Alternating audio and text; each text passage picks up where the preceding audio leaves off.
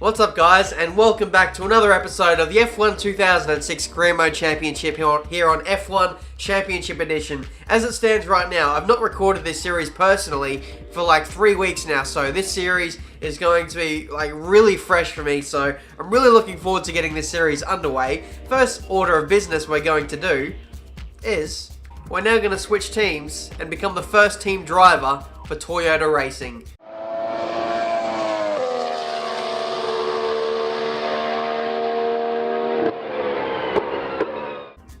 Goodbye, Red Bull. Hello, Toyota.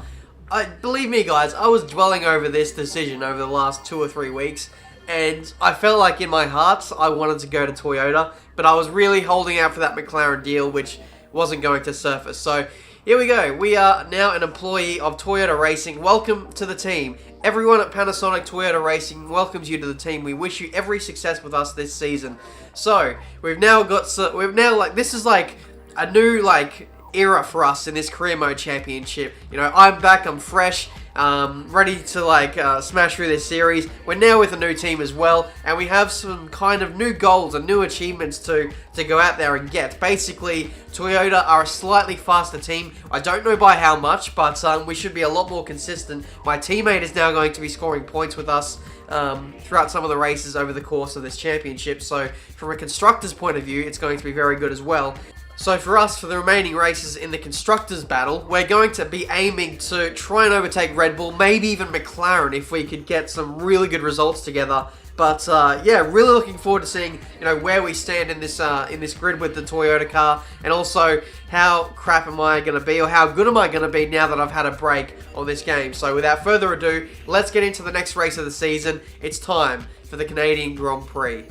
Oh wow, there's an advert to join Red Bull Racing. It's off. We're here at the Gilles Villeneuve circuit in Montreal, Canada. Session 1 of 3 is about to begin, so without further ado, let's get on with the action. Alright, so the setup is on the car. I am ready to do my very first laps in this Toyota Racing car for the first time as a fully fledged driver. I did test with them previously in previous seasons, but now this is for sheep stations, a full-blooded race weekend with a car setup and everything like that, so it's going to be interesting to see how we go. Of course, I am going to be rusty, so I'm going to take extra time in qualifying to do as many laps as I can.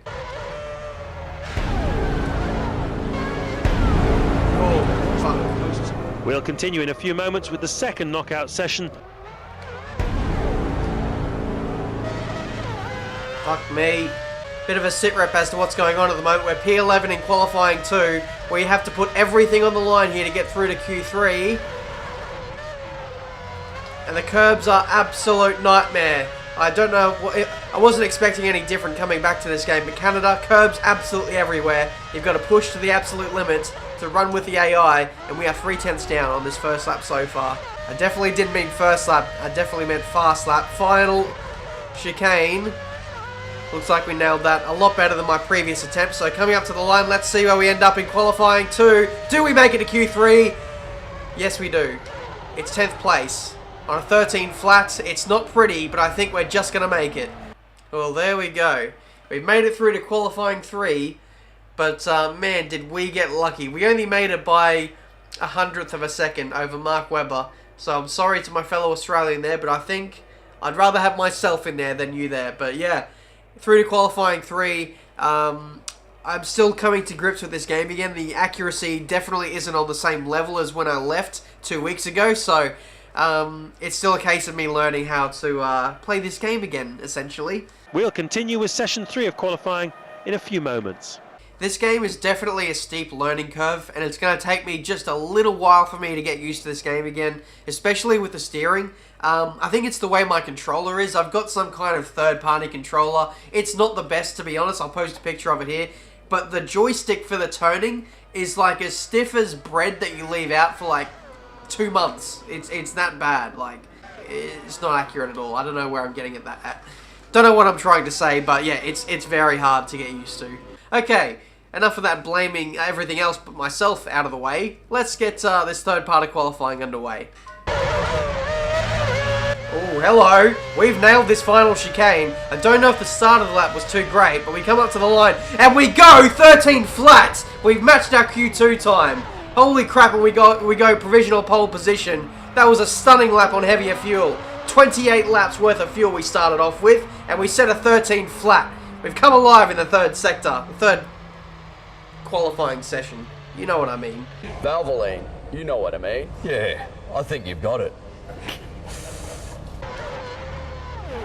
Oh, piss off. Alright, here we go. This looks like a good lap too. We started off the lap much better. Run up to the line. 12.5. We just edged Massa's 12.5 as well. So it's possibly going to be a battle between myself and Massa for pole position today. We've come back on F1 Championship Edition, and we've come good right at the end of qualifying here. Shit. I tried pushing really hard, but that is the end of my qualifying campaign, and just to rub salt into the wounds, Alonso goes P1 right at the death there, and he's going to snag pole position for the Canadian Grand Prix. Oh well, second place is still pretty good. So there we have it. From 10th to pole, the grid order looks like this.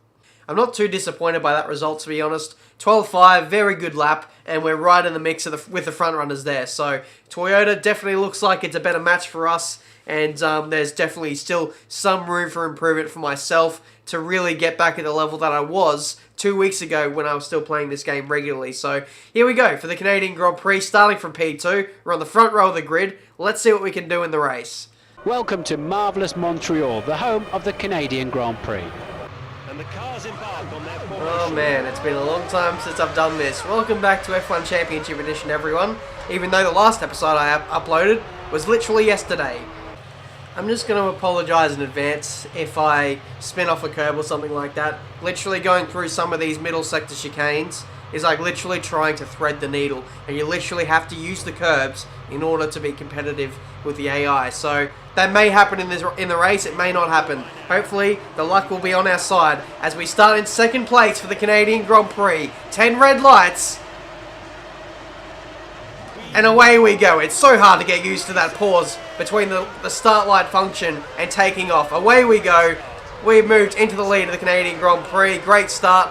I'll take it. Going into turn 2, you've taken the lead. Thank you very much. Thank you. Guys, I'm not gonna lie, I'm so rusty, so I'm not gonna talk too much in these opening few laps. I'm gonna get a rhythm going. I'm not gonna talk too much. So let's go. It's Montoya. Oh wow. He's out of the race.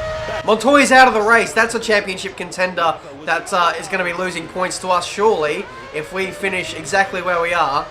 But not even the end of the first lap, and we have retirements already. Great news, you just got the fastest lap of the race. Nice one. Well, it's pretty obvious when you're the first to cross the finish line on the first lap.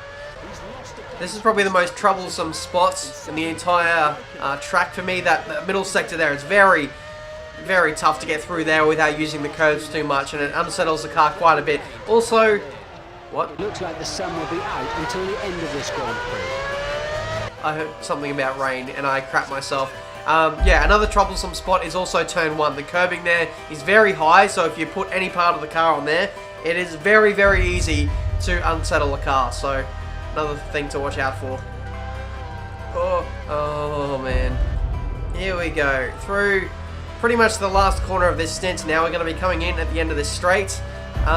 It's been a bit of a seesaw battle between myself and Alonso. I've been quicker in the first sector, whereas Alonso has shown immense straight line speed. So we're going to have to watch out for him. If he gets relatively close to us at all, we'll brake and slow down for this pit stop here. And that's all nice and fine. So first pit stop in a few weeks. Hopefully I can get this one right.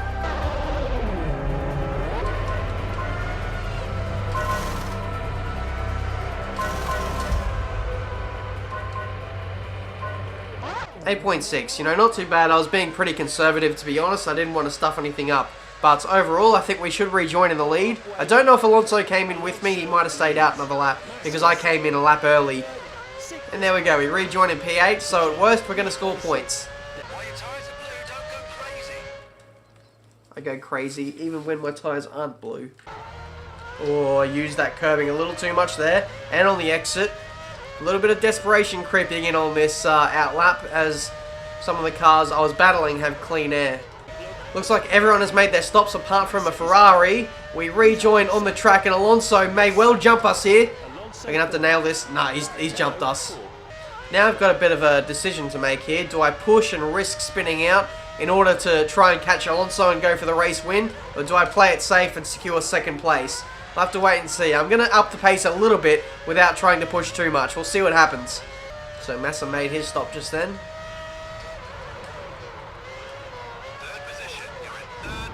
What? You said I was in... I thought I was in second. I've been robbed here. I completely missed the apex of turn 2, I think it was, simply because I saw Massa. I thought I jumped in by a long way, and then all of a sudden he comes steaming through the pit exit and reclaims second place, so we've dropped to third. I now remember that doing the overcut is going to be beneficial for you in the race. Of course, I never forgot that, but I didn't realise how powerful that was for other cars who stay out longer. So we've got our work cut out for us now if we want to make up any more positions in this race. Massa, 1.8 seconds in front of us. Let's try and catch him at least. Race leader Alonso has started his final lap. Fernando Alonso is on his final lap. Is there an echo in the building? Alonso crosses the line in first place. Oh no! Fisichella! No. Are you serious? No. I'm going to lose a podium because of that. Because Fisichella has dive bombed me at the final corner. We didn't end up catching Massa in the end there. We come across the line to be robbed of a podium at the final chicane of this Canadian Grand Prix. I was going to say, it was a good race. I did pretty well not to make a mistake there and not get caught up on the curbs. But 4th place. I hate you, Fisichella. We're halfway through the season and it's been a fantastic Canadian Grand Prix here in Montreal. Oh man, that is so unlucky. Alonso wins the race from Felipe Massa. Fisichella robbing us of a podium at the final corner there.